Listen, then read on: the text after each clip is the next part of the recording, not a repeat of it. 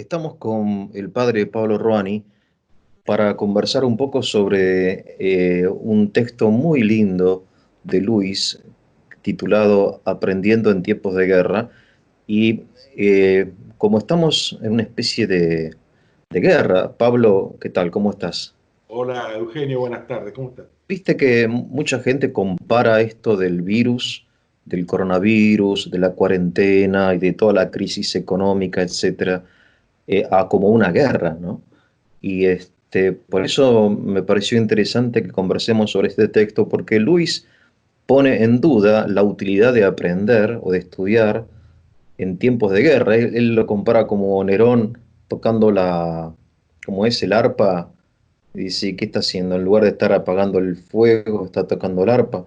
Entonces un poco él a sus estudiantes les empieza como que quiere justificar la actividad cultural, intelectual, en un momento que él vivió que fue la guerra, ¿no? Es un poco, ese es el contexto histórico, me parece, ¿no? Sí, principalmente el contexto importante es que él se dirige a un grupo de jóvenes, ¿no? Sí, Eso es muy importante tenerlo presente en todo ese texto, porque es un texto transcripto ellos llaman sermón, ¿no? Dado en una iglesia, claro, en un templo de la Universidad de claro. Oxford, ¿no? Y se está dirigiendo a un grupo de estudiantes y especialmente de estudiantes que son cristianos, universitarios, jóvenes universitarios, ¿no? Por otra parte, el contexto histórico sí es el comienzo de esta guerra, que es el año 39, en el otoño, ¿no? Entonces, todo se moviliza en la cultura, en la vida de Europa, ¿no? Eso, Hacia la... disculpa, eso fue cuando el Reino Unido le declara la guerra a Alemania por la invasión de Polonia, entiendo, ¿no? Cuando Alemania invade Polonia, el Claro, Reino Unido le declara la guerra. sí, la invasión de Polonia desencadena ya un comienzo Claro, oficial, ¿no? Estaban los primeros claro. los sudetes en Chequia, ¿no? En Chequia, sí. La República. Pero el Reino Unido entra en guerra con la declaración Y bueno, en esa circunstancia, digamos, sí, la primera objeción que él recoge de la opinión pública o del ambiente, tal vez más cerrado o más pequeño del mundo de la cultura, por decir así, ¿no? sí. Que, bueno, eso que acá lo importante es la guerra y no hay tiempo para tonterías o para frivolidades o la Claro, placidez de la contemplación, del estudio, por ponerlo así claro. groseramente, ¿no? Entonces él Sí, sí, toma, sí. recoge eso y comienza su charla, ¿no? O conferencia. Y claro, ¿y él qué dice al respecto? Digamos, ¿de qué modo justifica en tiempo de guerra la actividad cultural? Discúlpame, te hago una pausa antes de que responda. Yo estuve pensando en esto y me di cuenta que muchos grandes filósofos y pensadores, escritores, hasta músicos, crearon en tiempos de guerra. Estaba pensando, por ejemplo, en Shostakovich, que fue un gran músico ruso que creó una famosa sinfonía durante este, el sitio a Leningrado, ¿no? O Dostoyevsky, mismo Cervantes escribió su Quijote en la cárcel, ¿viste? O sea, hay algo ahí también, o sea que hay mucha creación del espíritu humano en tiempos de guerra mucha, no sé, San Agustín mismo, ¿no? Las confesiones, qué sé yo. Y él, de hecho, toma ejemplos, ¿no? Ejemplos Claro, que para su público con culto, digamos, de estudiantes, son sí, referencias. Los menciona así al pasar, que se yo, habla de hombres en prisiones y argumentando filosofía, ¿no? Que uno piensa en un sí. Boesio, ¿no? En Boecio, claro, de consolaciones, filosofía, claro, O haciendo bromas en el cadalso, ¿no? claro, como Tomás Moro, o, o- claro, y hace otras referencias históricas, un matemático produciendo teoremas, algoritmos, ¿no es cierto?, sí, en sí, momentos de ciudades sitiadas, la claro, emergencia, lo apremiante y el contraste con la parsimonia, ¿no? Yo creo que, claro, bueno, yo creo que el argumento principal es un argumento profundamente cristiano. Él no tiene otra intención sino volver a la persona de Cristo en toda esta reflexión. sí, No tiene otro interés, pero al mismo tiempo es muy universal, porque una persona agnóstica, como lo sabría, incluso tal vez entre sus oyentes, no hay que descartarlo, ¿no? Sí. Tienen esto una respuesta, porque la respuesta básica y profunda es, así somos los hombres. No, No no, hay. no te pueden pedir al hombre que cancele, que suspenda algo tan humano como es el mirar hacia arriba, el hacer poesía, el buscar la belleza y el crear. Me parece que un poco ese es el gran argumento de fondo, pero yo creo que también él mete un dedo de entrada nomás, patea el tablero El y dice, tablero. cuando habla del infierno, ¿no? Claro, claro. Porque él dice, parte justamente en esa primera parte de Nerón tocando el arpa. Dice, pero acá, si se nos pide reflexionar sobre la conveniencia o no, sobre lo razonable o no, sobre lo justo o injusto de dedicarnos al estudio en medio de una guerra, ¿no? De una pandemia, ponele, ¿no? En lugar de enfocar todas nuestras fuerzas en eso, él dice, bueno, recién les hablé de Nerón tocando el arpa, pero un Claro. cristiano debe ponerse primero y ya debió ponerse en tiempos de paz esta pregunta. Para él lo importante es que Nerón está no tocando el arpa mientras arde Roma, está tocando el arpa mientras está al borde del infierno. O sea, Claro. el destino humano, la eternidad, como una referencia ineludible para el cristiano en este caso, ¿no? Para el creyente. Claro. O sea, Eternidad. acá se abre como una opción de cierto, entre comillas, nihilismo cristiano, en el sentido de que si, si existe el cielo, existe el infierno, lo demás no importa nada. O sea, realmente, digo yo, ¿no? Como cierta vez, me acuerdo yo, estudiando la época de la Revolución Rusa, estaba uno predicando acerca de la igualdad, la desigualdad, los explotados, los explotadores, y un campesino cristiano y le dijo, pero ¿y esto qué importancia tiene? Como diciendo, lo único que importa es el cielo y el infierno, ¿no? Entonces todo esto, el mundo, la cultura y la política, que es parte de la cultura, como cierto nihilismo, digo yo, decir, bueno, no solamente no importa la cultura porque estamos en guerra, no importa nada porque lo único que importa es salvar el alma, ¿no?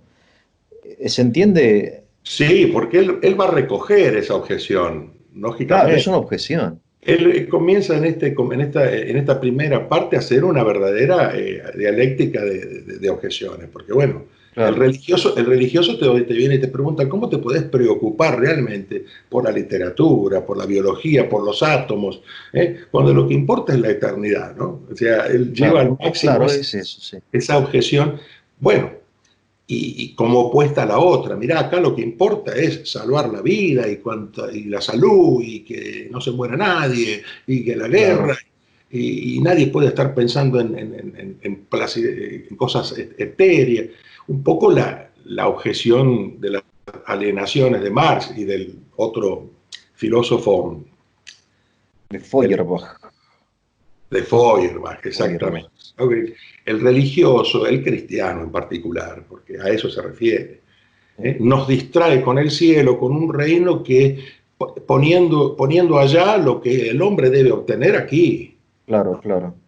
O sea que, digamos, él es muy consciente de esa Sí, lucha. sí. En Sí, cierto modo, el cristiano en sí mismo tiene que descubrir esa tensión, ¿no? claro. Y que, bueno, va desarrollando el tema y creo que es un gran discurso sobre la misión del cristiano en el mundo también, su Claro. conferencia, ¿no? Sí, Y, sí, sí, sí, sí. y Pero lo va. bueno, sí.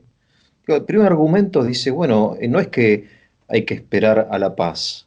El hombre no espera la paz. Y en primer lugar, nunca hubo paz, él dice, me parece. Bueno, Esto ese de es un. que va a venir la normalidad. Yo le acabo de escribir a un amigo mío un mensaje. Esperemos que en junio volvamos a la normalidad. Pues me di cuenta lo que la tontería que había dicho, porque no habrá normalidad, nunca hay normalidad. Siempre Bueno, estamos al borde del precipicio, ¿o no? esa realidad tan profunda que en el fondo él no elabora de manera muy abstracta. Lo bueno de él es que es un poco irreproducible, es su estilo tan llano y claro, tan Sí, es pedagógico, espectacular, de sí, llevar, de espectacular. llevar con la sencillez a verdades muy profundas, ¿no? Claro, claro, Que la realidad de la creación de la nada, ese concepto metafísico profundamente arraigado en el judeocristianismo, ¿no? claro. que claro, todo claro, está en las manos de Dios acá. Estamos tan vulnerables ahora como cuando las cosas están perfectas y viste, hay claro. paz y prosperidad. No cambia la realidad. Entonces, no hay normalidad, dice él. No hay normalidad, Es una maravilla y un accidente que existamos y que claro, lo que pasa es que nos claro, olvidamos de eso, dice. claro, Y si algo tiene exactamente, esta gran guerra es que nos lo recuerda. claro, claro, El claro, hecho de la pero muerte, poner un ejemplo, ¿no? sí, Una realidad humana. Me hizo acordar mucho, porque en estos días en algunos blogs o sitios de internet se comentó, saltó la familia, y alguno como encontré un hilo de un Twitter, que no conozco a este señor, que trató, hizo su buena voluntad de traducirlo al español por pequeños posteos en un hilo. Se hace muy difícil leerlo así, hasta incomprensible, ¿no? Pero bueno, tuvo ese buen gesto, ¿no? De difundirlo en español, este texto, poniendo, donde dice guerra, ponga coronavirus o pandemia. No sé si es tan sí, no apropiado. es tan así, Como pero decía, si él hubiera tenido el contexto de esta pandemia, tenía muchos otros temas para explorar, como es la manipulación del hombre por el hombre o de la naturaleza, ¿viste? Del sí, sí, virus. sí, Controlar, que él decía en otros textos, bueno, un texto tan importante como la abolición del hombre, ¿no? Esa serie de sí, conferencias, sí, sí, el dominio del hombre a la naturaleza o de la naturaleza por el hombre normalmente ha significado siempre el dominio de unos hombres sobre otros hombres, claro, claro, claro, ¿no? claro, La claro, técnica, el poder, eso prometeico, ¿no? De dominar.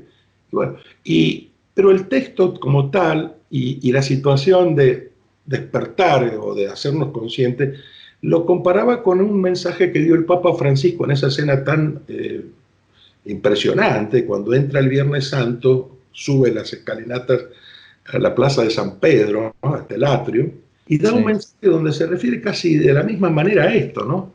Estamos en un tiempo oscuro que la tempestad, él usa el Evangelio de Jesús dormido en la tempestad. sí, Eh, sí, sí, sí, sí, es bueno ver ese texto porque dice, esa tempestad desenmascara nuestra vulnerabilidad y deja al descubierto estas falsas y superfluas seguridades con las que habíamos construido nuestras agendas, nuestros proyectos, rutinas y prioridades. Y si continúa el texto del Papa Francisco, hay una cosa muy linda porque después Lewis va a tocar también esto, la importancia de este espíritu humano, que no es patrimonio del universitario. Eso él se encarga muy bien de señalarlo, ¿no? ajá, ajá. Él, O él, sea, no él, es una élite, él abomina de esa idea de que, bueno, no, porque uno ve también estos tiempos de pandemia, ¿no? Como los que ven que se quedan sin laburo, que sean actores, profesores, tienen los recursos que estamos usando nosotros ahora, están sí, sustituyendo rápidamente el ingenio humano, busca la manera de, es- bueno, porque hay un sustento material, hay familias que tienen que comer, claro, obvio, profesores que tienen que dar clases, pero hay una idea también subyacente de que se debe proteger la cultura porque somos los imprescindibles, ¿no? Y él, está, sin nosotros, que guía al pueblo, y eso también él también se detiene para no confundir a los estudiantes. claro, Habla de la vocación, dice. Mirá, vos tuviste talentos, educación, circunstancias que te permitieron estudiar. No creas ni por un momento, más o menos le dice así, eh, sí, de que eso te hace distinto ante esta realidad al trabajo del que lava, del que limpia las calles. Y el Papa también hace referencia ahora, ¿no? Esos hechos de que sí, la gente sale a los balcones en Madrid y aplaude a los policías, aplaude a los médicos, pero también aplaude al basurero, que uno no piensa nunca en él, pero sin basureros esto sería un desastre, ¿no? Las grandes imagínate, ciudades. imagínate. Es como reverse como seres humanos y cómo somos todos pequeñitos en el fondo, ¿no? Sí, sí, sí, sí. Hay también en el texto una distinción de la cual creo que él, la cual rechaza entre lo sagrado y lo profano. Y él dice que para él eso no, que todo es sagrado, entiendo. O sea que va por ahí, creo, ¿no? Que hay que hacer las mismas cosas que él hacía antes de convertirse, pero hacerlas de otra manera o por otro motivo, entiendo, ¿no? Él, ante esas dos preguntas de dos objetores que él presenta como posibles, ¿no? Mire, Sí, no hay tiempo que perder con banalidades humanas. Hay que claro, enfocarse en la vida eterna y salvar cuantas almas sea posible. Una claro. posición cristiana que históricamente puede existir como tendencia, creo. No creo que sea tan imaginativo esto, ¿no? Sí, sí, obvio, Existe sí, sí. un espiritualismo, un evangelismo que se dedica y que descarta, no, que política, que esto, que no, que aquello. Y por otro lado, el otro que está inmerso en este mundo del inmanentismo, por decir así. No, basta, el Feuerbach, ¿no? No nos Sí, sí, sí. distraigamos con aquello, que acá tenemos una tarea que no haya pobres, que se acabe la guerra, etcétera, la Sí, sí, peste, que no haya más virus, que tengamos vacuna para todos. Bueno, sí, sí. él dice, yo debo advertir y lo voy a explicar que el religioso, si verdaderamente lo es, este, de alguna manera hace que todo lo suyo sea religioso. Es como decir, Claro, es su vocación, ¿no? Esa barrendera, esa persona humilde que hace un servicio doméstico, un profesor universitario, son claro. conscientes de esta realidad y nada de lo que hace se hace sino para gloria de Dios, dice, citando a San Pablo. Lo que hagáis, hacedlo todo para gloria de Dios. San Pablo es el que él usa como ejemplo de la Claro. vocación y del llamado, ¿no? Y de la respuesta que uno tiene, pero que tiene momentos límites. Habrá momentos Claro. en que sí, el cristiano tendrá que dejar eso temporal, si eso le es ocasión de perder Sí, sí. esa tensión que Jesús mismo, el Señor, lo pone en el Evangelio, ¿no?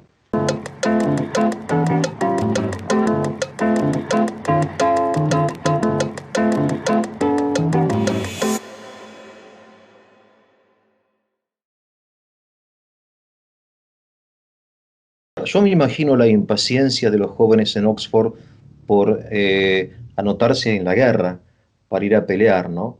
Porque es obvio que la juventud cuando ve una guerra, su país está en peligro, quiere formar parte de esa cosa épica, ¿verdad? Y entonces un poco decirles a ellos que estudiando, preparándose como médicos o profesores o no sé, lo que sea, también están construyendo su patria, el reino de Dios, digamos, San Pablo dice, ya coman, ya beban, bueno, todo lo que hagan, háganlo, ¿no? O sea que no hay esto de sagrado y profano para un cristiano, sino que todo es sagrado, entiendo. Un poco también hay una respuesta de él en ese sentido, ¿no? Creo. Sí, sí, incluso aceptando de que quien da la vida en una guerra, de quien está llevado a ese punto, lo hace con la misma disposición que tiene que tener en tiempos de paz. Pero ahí es donde entra un poco su filosofía política también. El peligro, dice él, es cuando se te pide a vos, no solo que mueras por tu patria, ¿no? ¿No? Que uno podría decir, no solo que mueras, que eso, eso debe estar presente de alguna manera, porque nada de lo humano es ajeno al cristiano que busca la eternidad. Incluso tendría que renunciar a ciertas cosas, si es necesario arrancarse el ojo derecho usando a Sí, Jesús. sí, sí. Sí, pero el tema es que pretendan que vos vivas con eso, ¿verdad? O sea, que vivas para ello. Y él pone el ejemplo de la trinchera porque él viene de una guerra. Primero, eso es un tema Claro, importante. Esa muy. Primera Guerra Mundial fue una marca muy profunda en muchos hombres y mujeres de la vida universitaria, ¿no? Hay Claro, un bellísimo libro que se llama Grandes Conversos, que cuenta un poco una serie de grandes hombres literatos, filósofos después de la guerra y en el entreguerras que se convierten a la fe cristiana, ¿no? Otros tantos que no, que toman un camino de existencialismo, una nueva corriente de actitud, pero de un profundo pesimismo ante la ilusión del progreso indefinido que había sido el siglo anterior, los siglo tiempos XIX. normales, ¿no? El Claro, progreso de los tiempos normales. claro. Y él experimenta, digamos, de que esos jóvenes, como vos decís, sí, van a sentir esa inquietud y van a sentirle es necesario, pero ahí es cuando él arranca hablando de las... ¿qué es lo que hace la guerra con la muerte? Dice, ¿no? Sí, sí, Y, sí, no, dice. y nombra ciertas cosas, ¿no? Este, dice, bueno, lo primero que hace es recordárnosla. Claro, o Y en sacarla. eso, los antiguos cristianos pueden ciertamente darnos una gran enseñanza de que eso ya es una bendición de la guerra. Claro, Porque él comienza a ver ciertas objeciones. Bueno, pero esta muerte de la guerra eh, es algo que nos agarra desprevenido, que no nos alcanza a preparar. Dice, bueno, mira, quien no se prepara para la guerra, en la guerra para la muerte, entonces no se prepara jamás, ¿no? claro. Eh, lo cierto es que él no está diciendo absolutamente nada para esos jóvenes que no sea tomar conciencia de, bueno, de cuál es su misión, ¿no?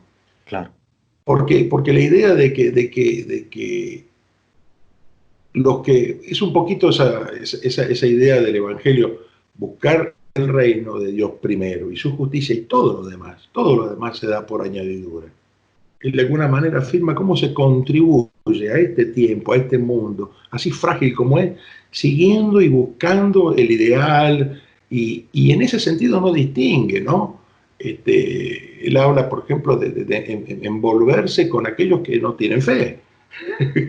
Cuando nombra el claro. ejemplo de que no solo Jesús hizo su primer milagro en unas bodas, ¿no?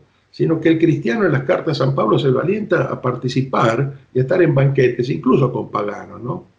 Tiene muchas Sí, sí, frases sí, y muy comunes en muchos de sus escritos, ¿no? Como diciendo, la misión del cristiano en el mundo ni siquiera debe ser pensada y entenderla como un moralismo de querer explícitamente en todo lo que hace que Cristo aparezca, ¿no?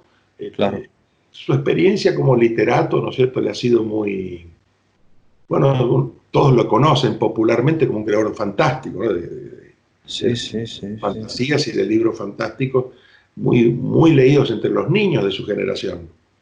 Sí. Y, En un lugar, Pablo, él un poco hace una crítica o previene del concepto alemán de espiritualidad, que ahí apareció en Alemania, no sé si en el romanticismo, históricamente, cuál es el origen de esta idea de espiritualidad que es propiamente alemana, que él dice que es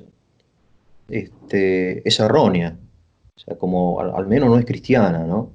Esta espiritualidad que y, no sé ese, qué es, y que bueno, todo es espiritual, Beethoven es espiritual, esto es espiritual, la espiritualidad, es un poco el modo en que actualmente se usa y se dice, es muy común cuando se hace un reportaje de un artista, una persona del mundo de la cultura, así entre paréntesis. sí, ¿Es usted creyente? No, yo soy espiritual, no soy religioso, te dicen. Como claro, diciendo, yo estoy por encima de la superstición de las viejas y eso, ¿no? Espiritual en el sentido del espíritu humano que trasciende, ¿no es cierto? Bueno, acuérdate, él mismo fue un sujeto dominado por esa idea, ¿no? En su etapa espiritual. Él era un hegeliano, se fascinó con el idealismo, esa idea del espíritu humano, ¿no? Absoluto, del total, ese del el hombre absoluto, moderno piensa así, esa filosofía, y él de hecho cita a un autor idealista, Toynbee, un historiador, sí, donde sí, en referencia a esto que mencionábamos hace un ratito, ¿no? Ni por asomo piensen ustedes que porque están acá son claro, algo que supera a la media humana. ¿Eh? sí, sí, Si Dios sí, les ha dado un talento, bueno, defiéndanlo porque el hombre cristiano común, tal vez iletrado, sin los medios que ustedes tienen, necesita defensa no solo de la mente fría del lado opuesto, ese idealismo, ese espiritualismo, sino también de aquello que niega el intelecto actualmente, ¿no? O sea claro, que yo digo, ¿no? Para nuestra visión, un trabajo de un enfermero o de un basurero, o de un policía puede ser tan espiritual como el de un músico o de un poeta, en el sentido cristiano de espíritu, ¿no? En sí, cambio, para esta idea romántica o idealista, lo espiritual está un poco ligado a lo estético o a lo intelectual, entiendo, ¿no? a la A lo abstracción, abstracto, al al mundo de las abstracto, ideas, al al mundo de mundo las ideas. terrible mundo de Claro. las ideas. Eso es terrible. Y eso Es es terrible. terrible. Eso tal vez muchos consideran de que se hace un poco la médula de todo este lenguaje que vivimos frente a la pandemia del coronavirus, ¿no? La humanidad, la vida, ¿no? Abstracciones tales que nos hacen olvidar que el hombre frente a eso se va a revelar siempre. Siempre será posible para los hombres de carne y hueso seguir buscando la verdad, seguir buscando lo ideal, pero encarnado, siempre encarnado, Siempre encarnado, claro, claro. nada que lo aleje de su vida real, ¿me entendés? Claro, es muy fuerte la tentación de la espiritualidad tomada en el sentido de abstracción o de sofisticación también, ¿no? Sí, sí, sí. Opuesta a la espiritualidad en lo normal, en lo cotidiano, digamos, ¿no? La mujer que cocina o el hombre que cocina, pues si no, o que trabajan, hacen su trabajo para gloria de Dios y hacen un trabajo material, pero espiritual al mismo tiempo, ¿no? Lleno de Que- que espíritu, de amor. yo creo que Lewis deja ver en todo este escrito, como en muchas de sus obras o conferencias, ese espíritu docente de un llamado activo a la vida real, ¿no? Porque a estos estudiantes les está diciendo, miren que se necesita, el pueblo que está en guerra, el soldado en la trinchera necesita de ustedes. No podemos permitirnos dejar de pensar, dejar de buscar respuesta. Un poco lo que claramente uno ve ahora en este tema de no de guerra, que es parecido en cuanto a propaganda política. La guerra siempre implica una propaganda, los estados tienen que bajar líneas Claro. y alinearse todos ante, ¿no? Bueno, ahora vamos a hacer esto. Y, pero ese peligro de querer cortar el espíritu humano, o sea, ya no se puede hablar de política ahora, por ejemplo. ¿No? Claro. No se puede hablar, bueno, vamos a abrir las iglesias porque realmente, no. Y él les habla justamente, acá somos, y hace referencia a la iglesia, ¿no? La misión de los cristianos. Tenemos que también estar listos a ayudar a aquel que está atacado con ideas permanentemente. Él no cree que es una cosa inofensiva ese idealismo, ese espiritualismo, ¿no? Sí, sí, sí. Sí, en un lugar dice que al menos hay que hacer buena filosofía para que oponer la mala filosofía, qué Aunque sé más, yo, ya con aunque eso más no sea, ¿no? suficiente son para dedicarnos, ¿no? O buena literatura para, digamos, equilibrar la mala literatura, etcétera. O sea,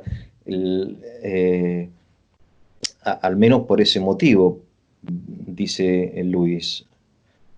Sí, Este, evidentemente de que él usa esta situación así como para dar, bueno, son tantas las ideas que difícilmente uno pueda resumirlas, ¿no? sí, sí, sí. Pero el ¿Vos estás discurso, traduciendo lo estás traduciendo el texto? me puse a traducirlo, me pareció que valía la pena, había Bueno, leído este texto hace unos años en una serie de escritos que se llama El peso de la gloria, ¿no? ¿se llama? El peso de la gloria. Ajá. Él hace sobre el concepto de gloria, ¿no? El sentido cristiano y el sentido también clásico de gloria Sí, sí, sí, sí. como brillo, luminosidad, etcétera. Pero hace bueno, junto a ese ensayo aparece este inserto ahí, ¿no? Eh, pero muchas veces sus conversaciones con los estudiantes tienden a ser muy prácticas. Él da consejos, no quiere dar consejos de lo que no puede dar, pero tiene ese otro famoso texto de Inner Ring, ¿no? El círculo interior, donde habla de una tentación muy propia de los intelectuales, de la gente que tiene por vocación, bueno, ser una minoría que puede iluminar, que puede guiar, y que es la tentación de la élite, ¿viste? Poderosa, ¿no? Eh, De los que saben. claro, porque saben, pero aparte hay una pasión que él descubre en eso, que no tiene nada que ver con lo intelectual, es una pasión del corazón, de la voluntad que tiende a sentirnos elegidos de un grupo selecto y a vernos envueltos en ello, a costa de la verdad, a lo que sea, ¿no? Estar allí metidos, es la rosca, como se diría en Argentina, de estar en la pomada, de estar en la cresta de la ola. Y, y eso él les advierte, esto es una tentación propia del mundo, en la tradición clásica de la carne, el demonio, el mundo. El mundo es bastante sutil en esto y con gente como ustedes, que están envueltos en la búsqueda de la verdad, en la difusión de la verdad, en el estudio, y O sea que él no pierde tiempo tampoco en teoría. Me parece que Sí, sí, sí, es muy práctico. Sí, es sí, sí. mucho más práctico de lo que uno piensa y muy edificante, ¿no? Un género edificante de texto, Sí, ¿no? sí, me hace acordar esto, este concepto, al concepto de la vanguardia también, que se utilizaba en finales del siglo XIX, principios del XX, dentro del socialismo, ¿no? Y la idea de que, a pesar de que la clase revolucionaria es el proletariado, ella necesita una conciencia, esa conciencia son cuatro o cinco elegidos, ¿no? No tenía Dostoyevsky unos relatos en las vísperas de esa modernidad sobre Y es los... que tiene una novela, se llama Biesi, Los demonios. Claro, no es una serie de los Claro. relatos del subsuelo, los demonios. Sí, es Los demonios, donde él describe esta vida de la juventud de vanguardia, que se siente la conciencia del pueblo, pero que no es el pueblo, está sobre el pueblo y Sí. una especie de... Es que interesante. Ah, no sabía que Luis trataba también ese tema. ¿Cómo se llama el artículo? In the Ring. The Inner Ring, que The sería Inner algo así, Ring. es una expresión inglesa como para decir el círculo rojo, ¿viste? El círculo rojo. O la Los roca, elegidos. el grupo, la élite. Es más que nada una autorreferencialidad. Sí, Yo quiero sí, sí. estar ahí donde se corta el bacalao, yo quiero ser del grupo selecto, esa pasión, ¿no? Bien, pero el que les advierta a los jóvenes, muy importante el ejemplo ese que voy a decir, porque es la juventud la que esa tentación le puede hacer quitar la frescura propia de la juventud. Claro, claro.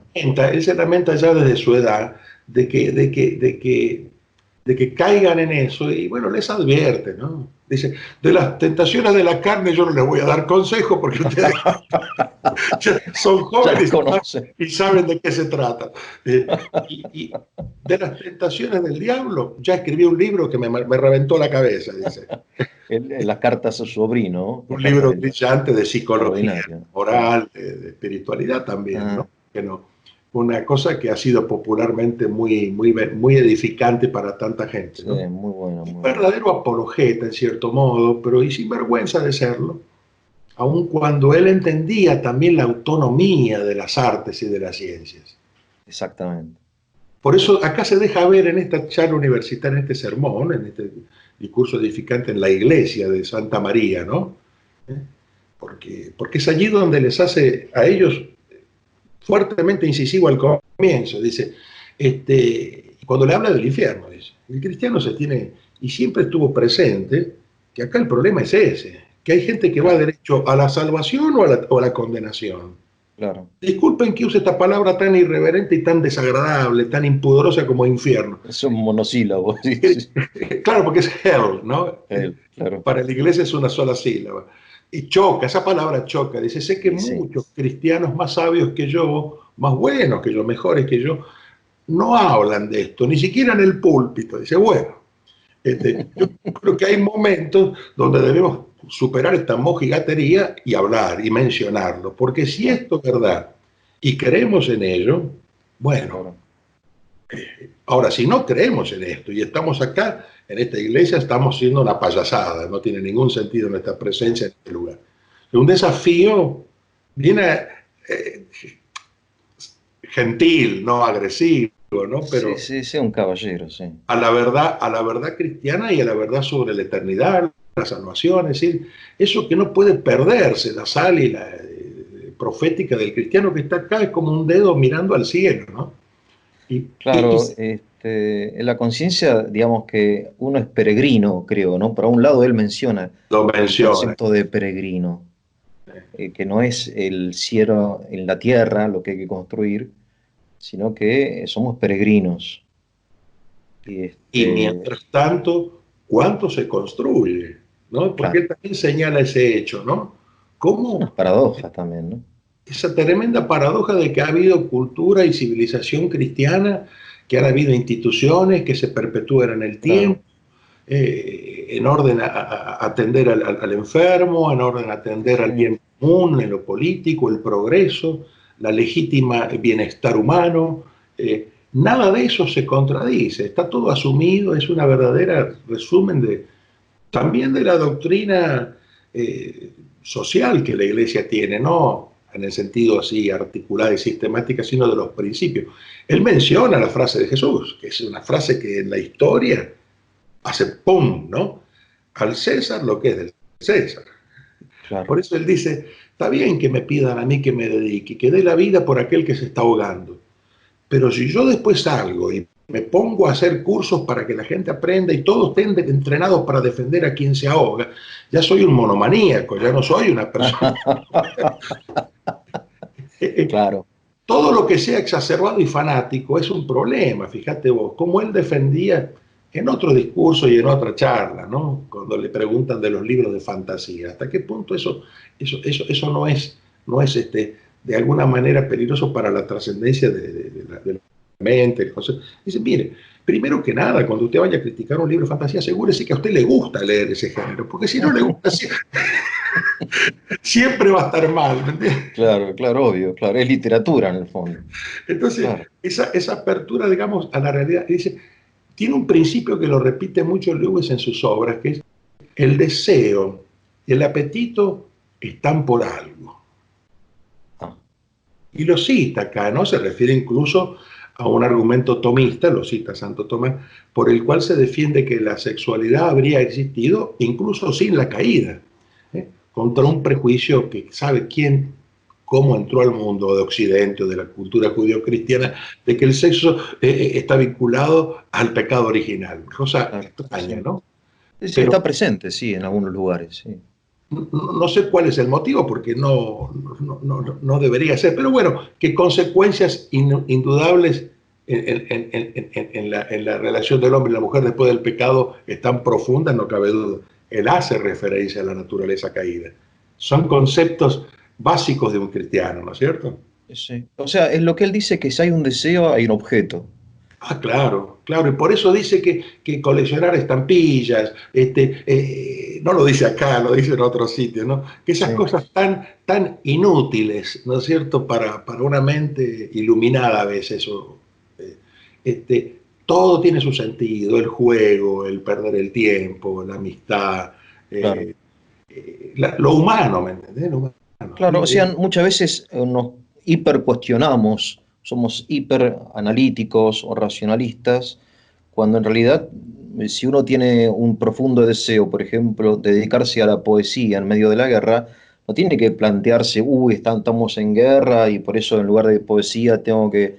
No, digamos, alguien puso ese deseo en tu corazón y bueno, mediante una reflexión, uno, digamos, en el fondo, el hombre lo que busca es la belleza y la verdad y el bien, y puede ser en la poesía, puede ser, qué sé yo, ¿no?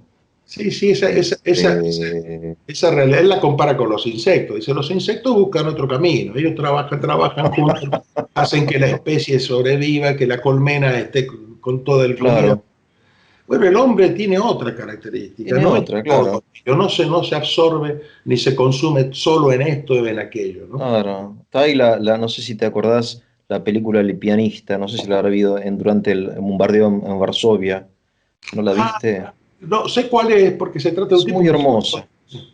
Claro, es un pianista que está en medio de las ruinas tocando el piano. Él es pianista. Y bueno, y y tiene una misión en la vida que es esa, la de, digo, si uno se pusiera a pensar o analizar o a reflexionar o a criticar al pianista, lo podría hacer, pero sería poco natural, digamos, ¿no? O sea, en el fondo, este, es la misión de cada uno en la Tierra. Pero la conclusión, básicamente, de esta conferencia, es esa distinción, ¿no? Si pensábamos que para algunas almas y algunas veces la vida de estudio, la vida universitaria, humildemente ofrecida a Dios y en su propia pequeña manera, era una de las formas indicadas para aproximarse a esa realidad divina, esa belleza que esperamos gozar, que deseamos gozar en el futuro, entonces podemos seguir pensándolo. Que no se acompleje el que busca eso, ¿no? Seguir en su clase, seguir en sus libros. Es una defensa, ¿no?, de la vida contemplativa en ese sentido, ¿no? Mirá, Hay una anécdota que vos tal vez recuerdes de San Juan Bosco en su vida, no sé dónde está exactamente, pero es un corto diálogo entre él y Domingo Savio. En un momento de recreo, Domingo Savio, envuelto como son los hogares salesianos, en un Sí, recreo jugando, ¿no? Y Don Bosco caminando por ahí, como suelen hacer los curas salesianos que salen ahí a darse su paseo, lo paran, le preguntan, y un ejercicio de esos que parece eran común entre los salesianos, meditar, ¿no? En la muerte. sí, sí. A ver, Domingo, delante de los compañeros, ¿qué es lo que harías si tú supieras que tienes que morir esta noche? Y en 2 segundos piensa, se detiene, no sé, estaría jugando a la pelota y seguiría jugando, Don Bosco. Seguiría jugando, claro. Diciendo, estoy jugando ahora, Sí. terminemos el partido, ¿no? Un poco Pablo, muchas esta. gracias. Gracias a vos, Eugenio. Hasta la próxima. Gracias.